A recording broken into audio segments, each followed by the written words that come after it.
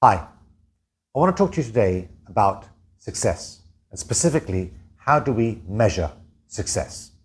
In a business context, that's typically done with a measure called ROI, return on investment. But that brings with it some problems. We're looking specifically at the money we put into a business and the financial return that we get out of it. That leads to an effort of profit maximization. And what's the challenge with that? If you want to maximize profits, you have to maximize revenue and minimize costs. Minimizing costs means you have to pay the lowest possible salaries.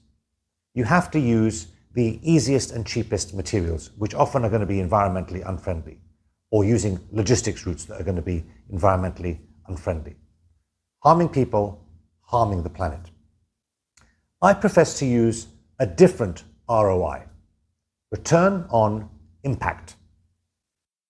Certainly, if you're a large company making millions, hundreds of millions, or even billions in profit, is there really any harm in reducing that slightly?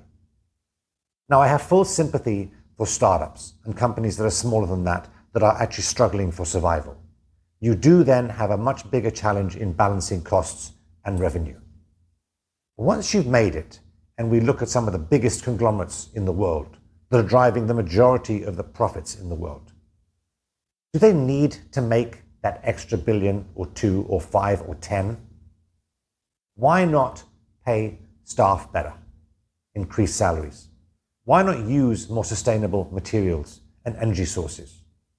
It'll have an impact on the bottom line, but what dramatic impact could it have on impact? The problem is, a lot of these organizations, by seeking profit maximization, are causing so many social issues. Paying poor salaries is exacerbating the cost of living crisis. That's why a lot of people in the Western world have to use food banks. That's why there are a lot of homeless people in the Western world.